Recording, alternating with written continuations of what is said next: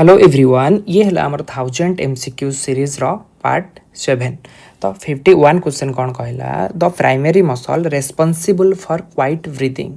माने माने तुम नॉर्मल ब्रीदिंग बेले को मसल तुमको हेल्प करे।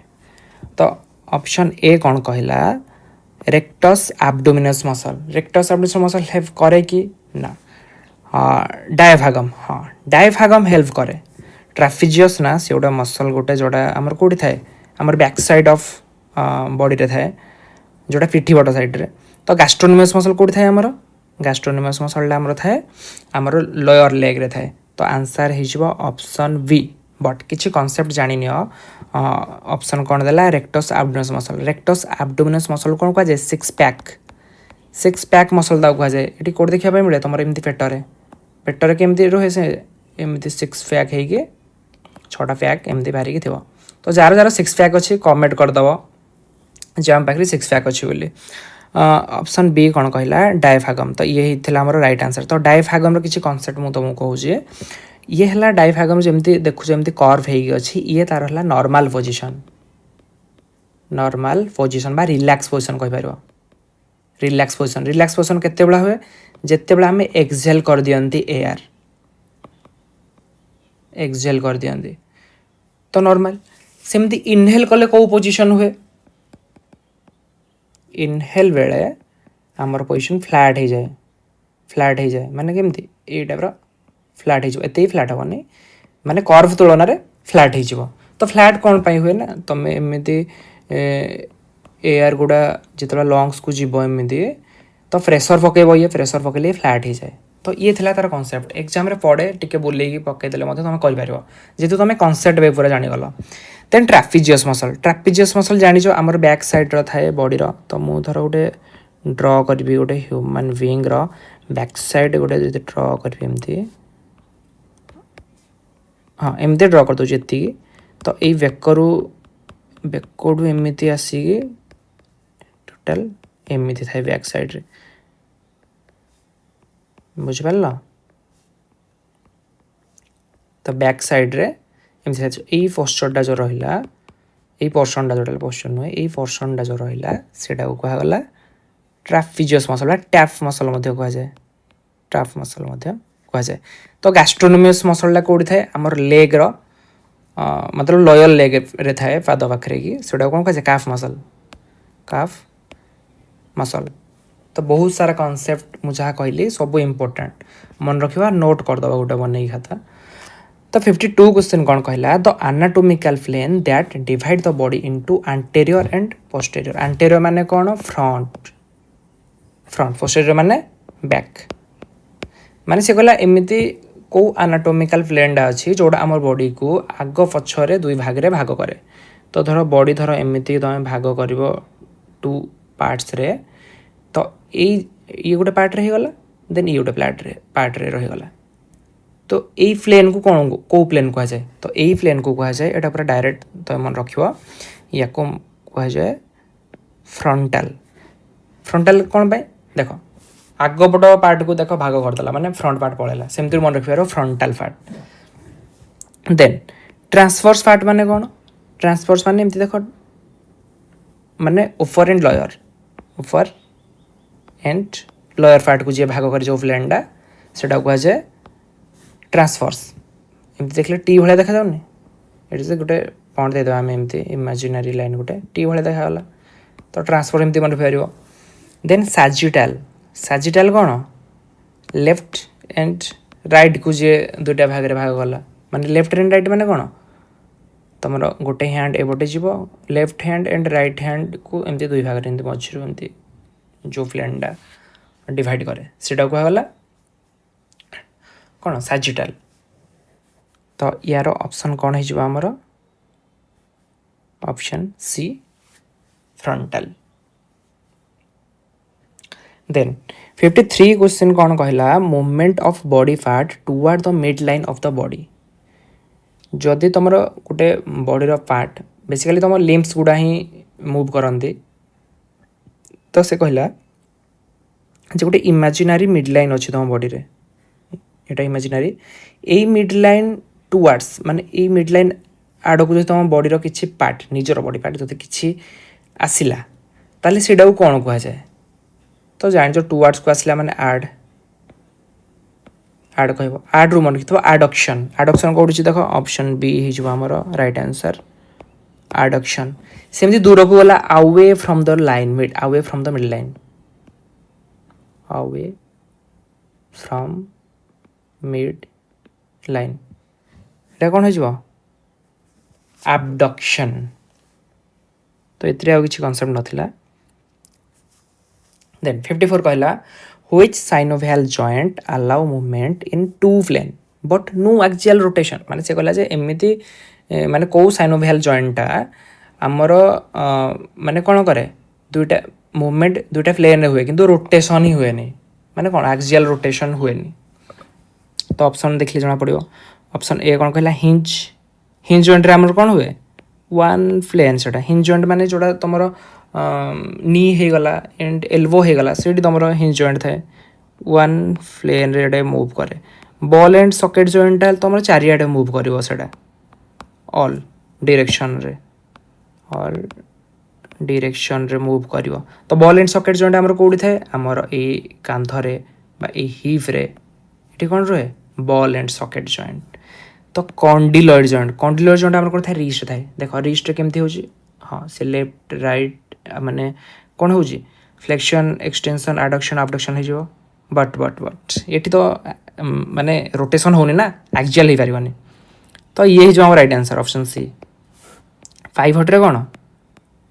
ये ओनली रोटेशन हम रोटेशन माने 360 रोटेशन हेनी रोबोट चिट्टी भाया सेमती हेनी जमी लेफ्ट को टे मुव कर राइट को जो कौट थाए नेक रे थाए तो भाव रोटेशन माने पूरा रोटेट कर पूरा सेमती हेनी तो साइनोवियल जॉइंट कौन जानल ना नहीं साइनोवियल जॉइंट माने जी ताको कौन कह जाए फ्रीली मुवेबल जॉइंट कह जाए फ्रीली मुवेबल जॉइंट तो यार स्ट्रक्चरल नेमटा जान कौन स्ट्रक्चरल नेम है साइनोवियल जॉइंट एटा यही जो स्ट्रक्चरल जॉइंट है साइनोवियल जॉइंट है स्ट्रक्चरल तार नेमटा एमती फंक्शनल नेमटा यार फंक्शनल डायथ्रोसिस कह जाए डायथ्रोसिस जॉइंट तो ये जमती साइनोवियल जॉइंट जमती फ्रीली मुवेबल सेमती आहरी मध्य दुईटा जॉइंट अच्छी गोटे है स्लाइटली मुवेबल स्लाइटली मुवेबल तापर गोटे है इमुवेबल इमुवेबल आ ये मुझे कौन कहते फ्रीली मुवेबल टोटाल 3टा बुझल एमती स्लाइटली मुवेबल तार नेम अच्छी माने स्ट्रक्चर को लेकिन नेम अच्छी स्ट्रक्चर को लेकिन तार जो नेमटा कह जाए कार्टिलेजियस जॉइंट कार्टिलेज रू आसी अरे ये कौन है कार्टिलेजियस जॉइंट स्पेलिंग टे देखिदब कार्टिलेजियस जॉइंट कह जाए आउ तार फंक्शन को नहीं से कार्टिलेजियस जॉइंट को कौन कह जाए आम्फिथ्रोसिस खाली आम्फी लिखी ये तार साइम्फोथ्रो माने सिम्फोसिस कह जाए SYMPHY सिम्फोसिस जॉइंट कह जाए तो सेमती इमुवेबल जॉइंट को स्ट्रक्चरली कौन कह जाए स्ट्रक्चरल बेसिस रे फाइब्रस जॉइंट एंड तार फंक्शन को लेकिन ताऊ कौन कह जाए साइनाआर्थ्रोसिस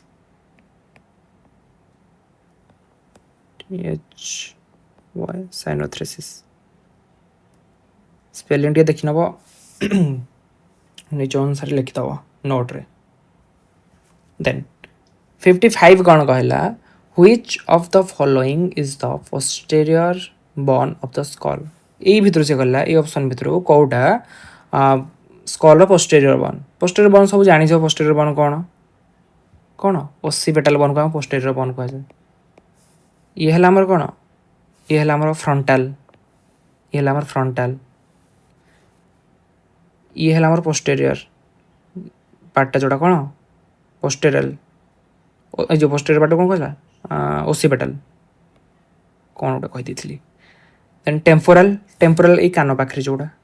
ये कान पाखे गोटे अच्छे आर बड़ कान गोटे अच्छे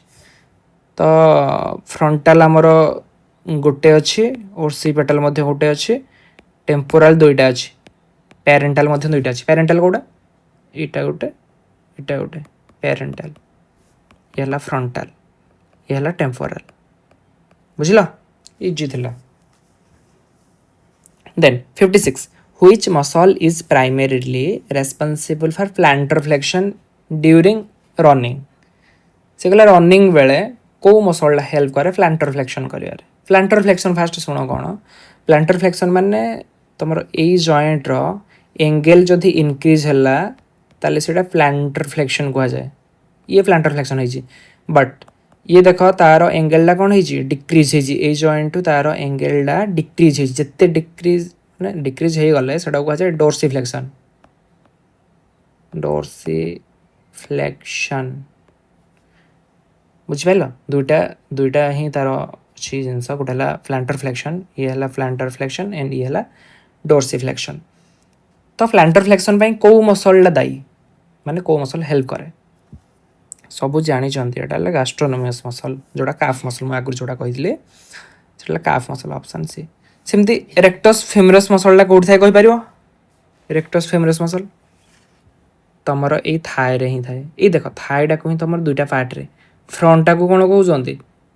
क्वाड्रिसेप एंड बैक साइड को कौन कहते हेमस्ट्रिंग आगुरी को वीडियो गोटे कही मुझे तो क्वाड्रिसेप पार्टारे चार्टा मसल थाए तो सहीटारे सीटू गोटे अच्छे आमर कौन रेक्टस फेमरस से क्वाड्रिसेप रहे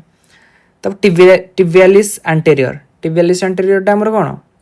सिन बोन जान सिन बोन बट साइड बट तुम सिन पेन हो जानी यही बट साइड गुड़ा एंटेरियर बटे माने एंटेरियर पार्टा आमर सीटी कौन होना टिबियालिस बोन पाखे टिबियालिस एंटेरियर थाए lower part of the leg then gastrocnemius कली तापर बाइसेप फेमरस आमर कौटी थाए बाइसेप फेमरस आमर कौटी से आमर अपर लेग रे थाए जोड़ा कहते कौन जंघटा जोड़ा तुम रहा ओडिया से ही रहे तो जंघटा को दुईटा पार्ट रे भाग रही आग पछटा को गोटे है क्वाड्रिसेप गोटे है हैमस्ट्रिंग मन रखिपार एमती then 57 which valve prevent backflow from the left ventricle to left atrium तो से कहला कौ भाल्वटा प्रिभेंट करे बैकफ्लो जोड़ा आमर कौटी थाए left ventricle and left atrium रे थाए देख मु कहूँ तुमको फास्ट गोटे माने कॉन्सेप्ट तुमको बुझाऊँ मु ये है गोटे हार्ट रो कितना चैम्बर थाए चारिटा चैम्बर ऊपर पार्ट को कौन कह जाए एट्रियम तल पार्ट को कह जाए वेंट्रिकल दुईटा तो ये आम रहा लेफ्ट गोटे साइड रहीगला ये आम राइट गोटे साइड रहीगला तो से क्वेश्चन पचार कौन left ventricle to left atrium left ventricle आमर कौन लेफ्ट वेंट्रिकल टू यहाँ देख लेफ्ट वेंट्रिकल यहाँ आ लेफ्ट एट्रियम माने ये गोटे थाए गोटे एमती गोटे भाल्व जोड़ा बैकफ्लो होगा दिएनि माने लेफ्ट एट्रियम रु जिते बड़ा लेफ्ट वेंट्रिकल को ब्लड आसो से बैकफ्लो होगी पुणी लेफ्ट एट्रिकल को न जावाई गोटे भाल्व रही से भाल्व को कौन कह जाए कौन लेफ्ट साइड रे बाइकस्पिड देजी ये ना ताले कौन हम मिट्राल भाल्व बाइकस्पिड ओदर नेम कौन मिट्राल भाल्व मन रखी तो मिट्राल भाल्व आंसर देजी ऑप्शन सी हो आमर राइट आंसर तो सेमती ट्राइकस्पिड भाल्व कौटा आमर ट्राइकस्पिड भाल्व सेमती right atrium and right ventricle इठी जो भाल्वटा अच्छी सीटा कहला ट्राइकस्पिड तो राइट पट साइड रे ट्राइकस्पिड एंड लेफ्ट पट साइड रे आमर थाए बाइकस्पिड भाल्व तो बुझिपाल ये थे तार कॉन्सेप्ट तो यहाँ देन 58 क्वेश्चन कौन कहला which blood component is responsible for clotting blood रो को component responsible for blood clotting माने रक्त जमा हबारे माने एमती कौन खटी भिड़बारे जोड़ा कहते ओडिया रे सी हेल्प करे खटी भिड़बारे को कंपोनेंट हेल्प करे तो देला WBC plasma platelet and RBC को कंपोनेंट प्लेटलेट सब जानी प्लेटलेटा हेल्प करे ब्लड क्लटिंग करिबारे। जदि पचार डब्ल्यूबीसी काम कौन से इम्यून सिस्टम बूस्ट करिबारे से हेल्प करे।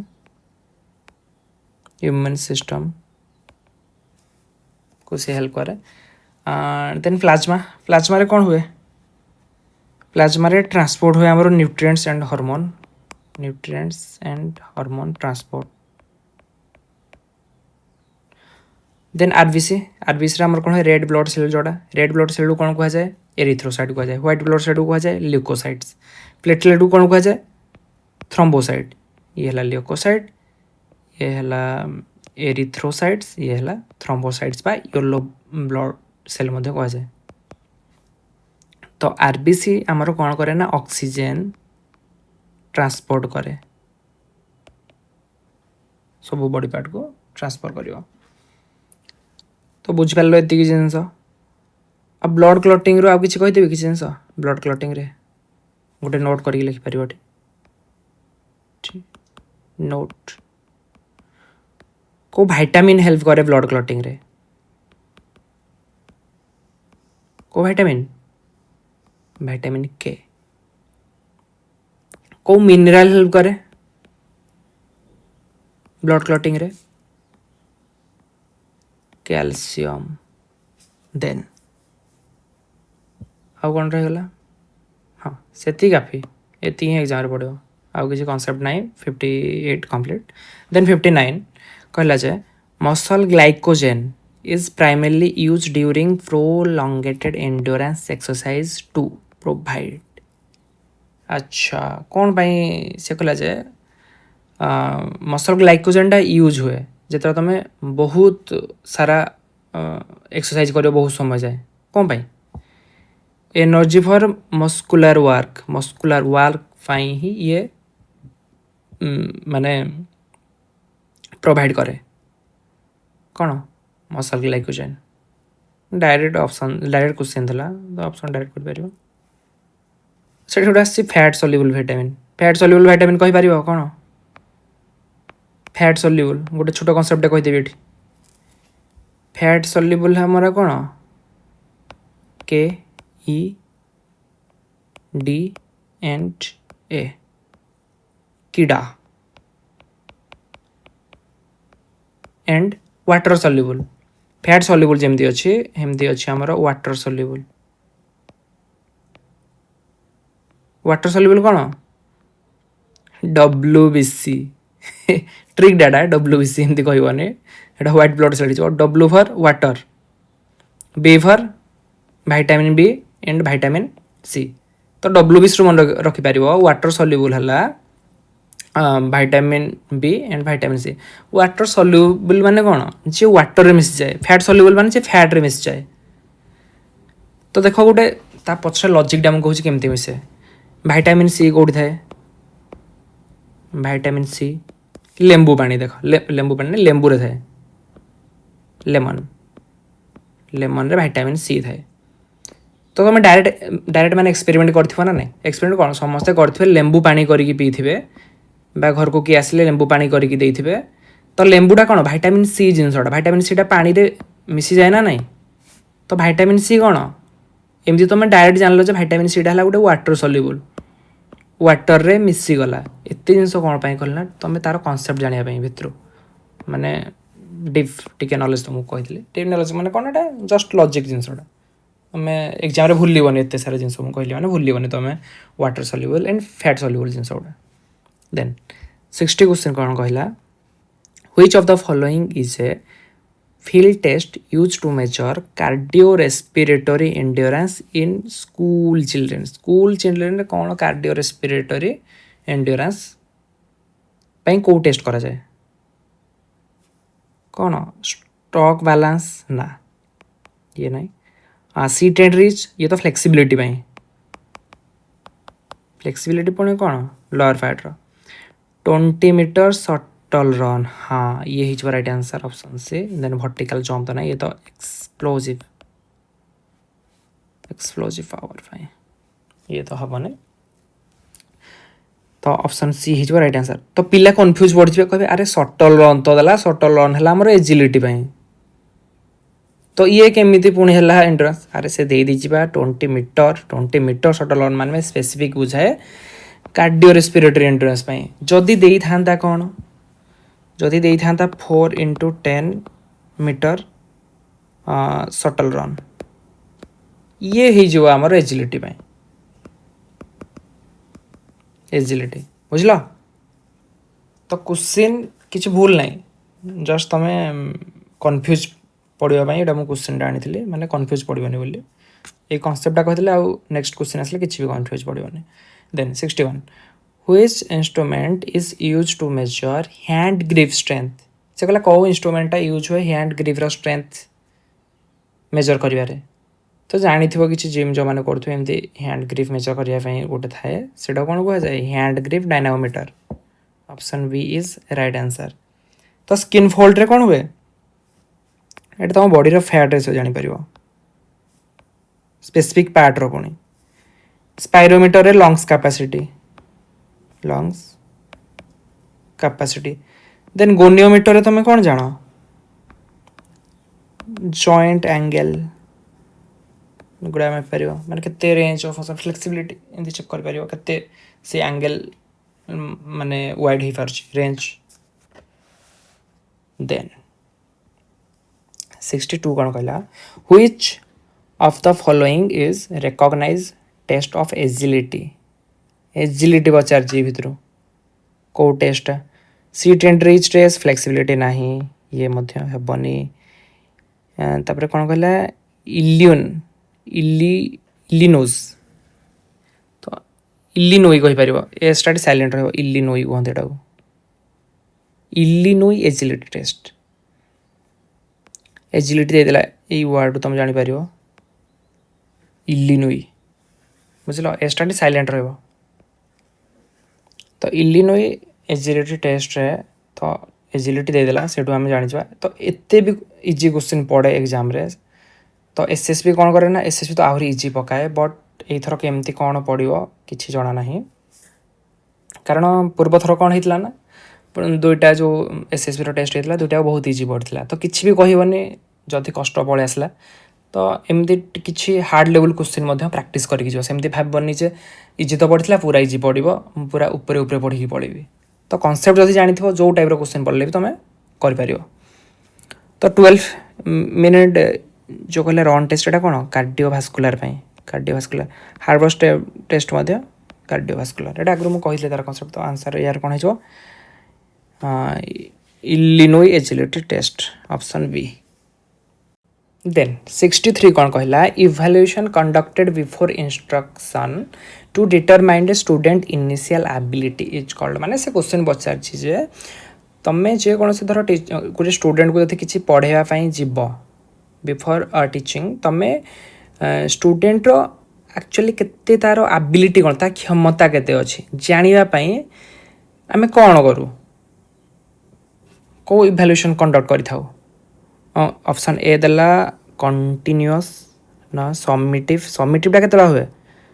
समिटिव आमर हुए जाइए लास्ट रे माने बहुत लास्ट रे जाइए हुए एंड प्लेसमेंट बिफोर हुए पूर्वर बिफोर एटा कहितला ना बिफोर इंस्ट्रक्शन तो प्लेसमेंट हो राइट आंसर फॉर्मेटिवटा कौन हुए ड्यूरिंग समिटिवटा परे आफ्टर बुझल तो ऑप्शन सी हो राइट आंसर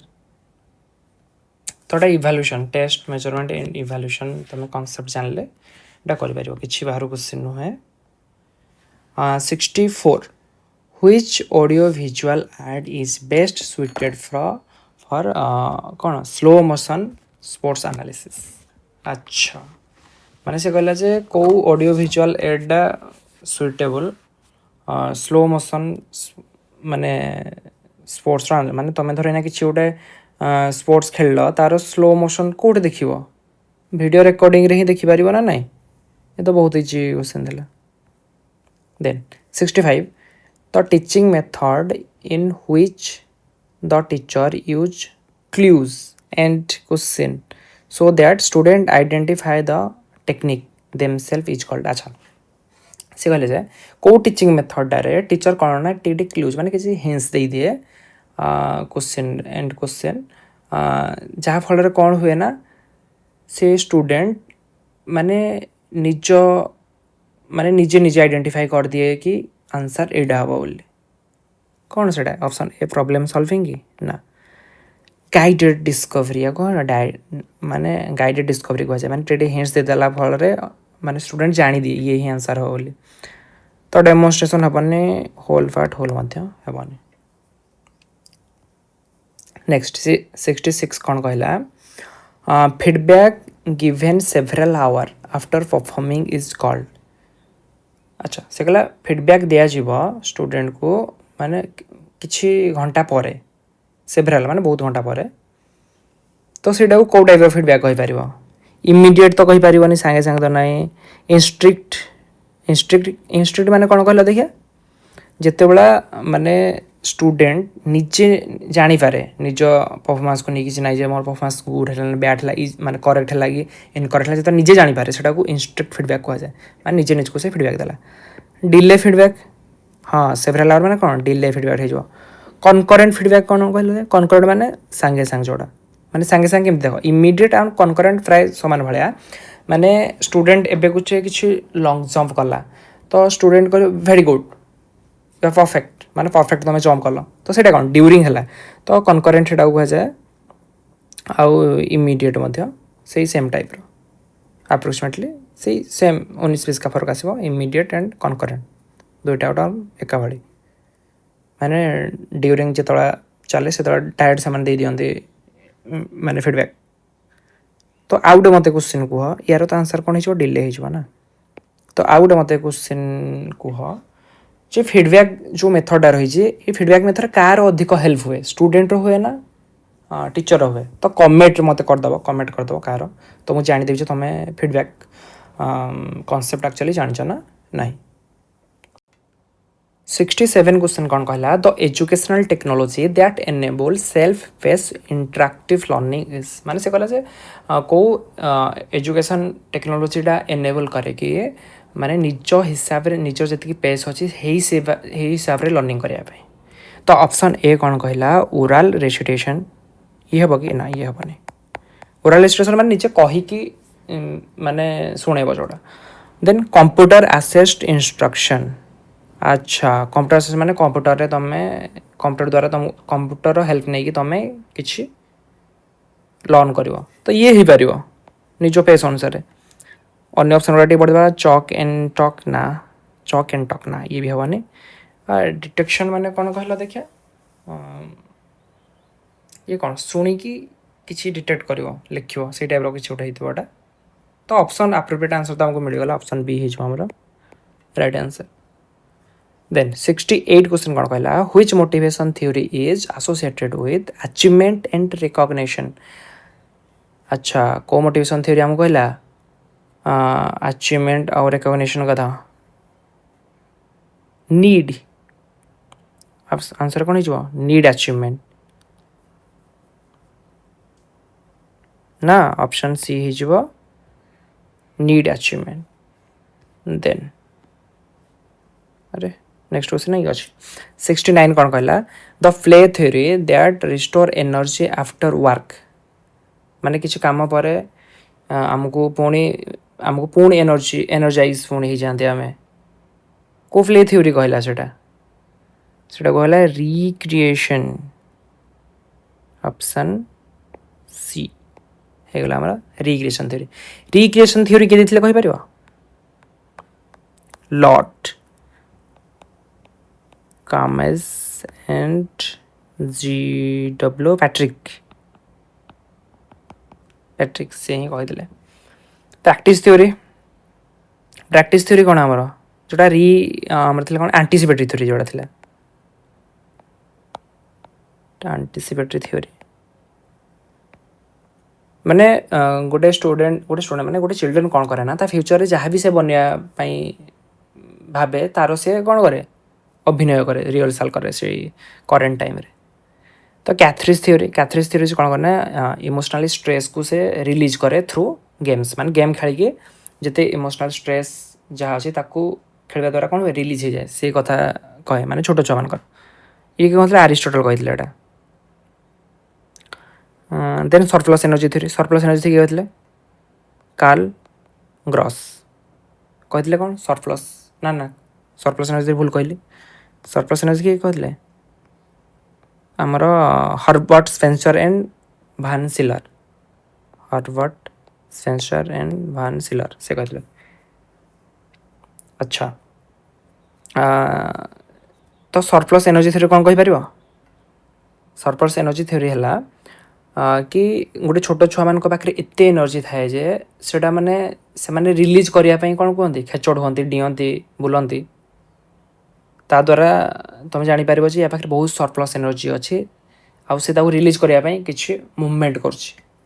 बुझल छोट छुआ अधिका देखा मिले देन 70 नंबर क्वेश्चन कौन कहला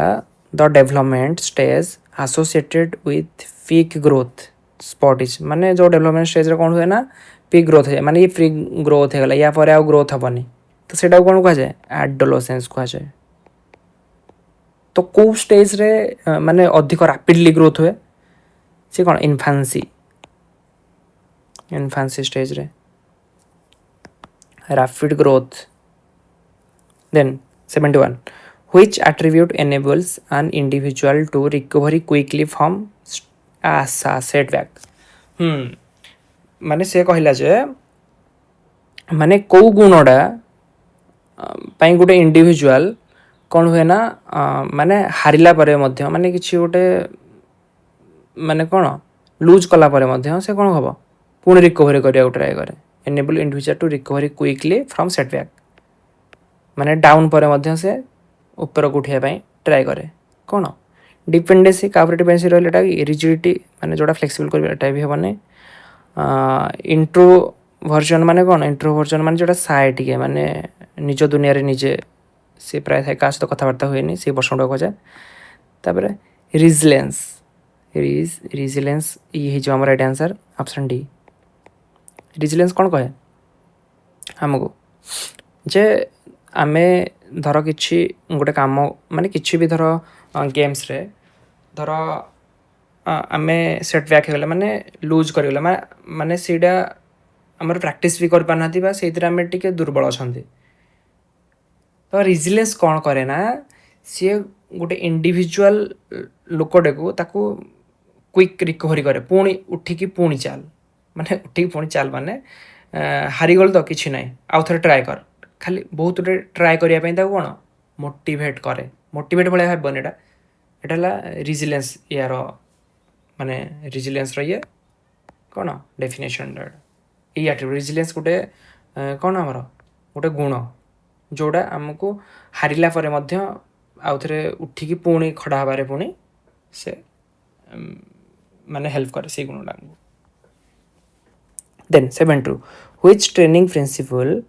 involves matching training load to individual fitness level and personal characteristics अच्छा पर्सनल कैरेक्टरिस्टिक्स कथा कहला माने कौन इंडिविजुअलिटी ऑप्शन बी हो right answer then 73 which tournament format provide sufficient time and equal opportunity to all participant माने समस्त सहित खेलिबे सेटा कौन कह तो जानी जानती सब लीग टूर्नामेंट कह option C Then 74 the financial document recording actual income and expenditure after an event पर जहाँ लिखा जाए कौन कह जाए statement of account budget estimate before करा जाए एटा आफ्टर देन लास्ट क्वेश्चन कौन कहला which is a teacher responsible for extending equipment life माने इक्विपमेंटर लाइफ टाको एक्सटेंड करिबारे माने कौन को टीचर माने माने कौन करे टीचर पचार ऑप्शन को तो देखले जना पड़ी फ्रिक्वेंट रिप्लेसमेंट ना परचेसिंग एवरी सेशन ना proper storage and regular maintenance अच्छा प्रॉपर स्टोरेज एंड रेगुलर जदि तुम मेंटेनेंस कर कौन हम ना इक्विपमेंटर लाइफ एक्सटेंडेड हो पार माने बहुत दिन चली पार तो ऑप्शन सी हो राइट आंसर तो आमर 75 क्वेश्चन कंप्लीट हो गला सेट 2 रो देन नेक्स्ट सेट रे सेट 2 कंप्लीट हो जो मैंने भी प्रीवियस वीडियो गुड़ा देखी ना तो फास्ट जाइए देख से वीडियो गुड़ा कौ लेवल केमती थिला धीरे धीरे लेवल आमर इनक्रीज हम सेट बाय सेट तो टोटाल आमर 10टा सेट आसो 10टा 15टा एमती भावुँ आनी बोली किसी अपग्रेड करने ट्राए कर बिफोर एसएससी एग्जाम।